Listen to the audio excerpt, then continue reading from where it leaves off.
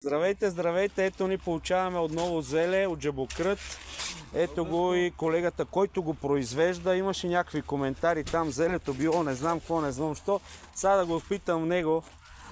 От колко време произвеждаш зеле и какъв е сорта? Българско зеле от 15 години произвеждаме зеле и така работиме само с българско зеле. Българско зеле 15 години го произвеждат момчетата, трудат се от сутрин до вечер, допреди малко са брали, така че имаме и цветно зеле вече. Шарено. Вижте, шарено. Ето, зелето въобще не тежи, леко е, крехко, става уникално за кисело зеле и за салата.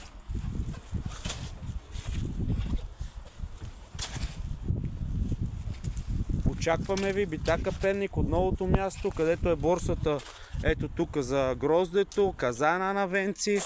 Ето тук, това е точно на светофара за Тева.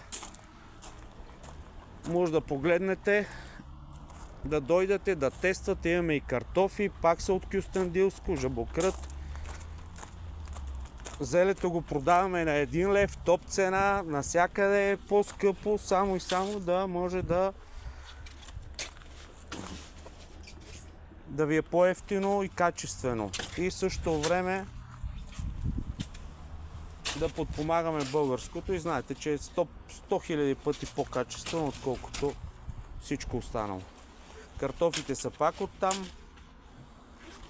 Гаците са по 10 и по 20 кг, страхотни картофи, много бързо се варят, вкусни са и така нататък. Очакваме ви. Чао, чао!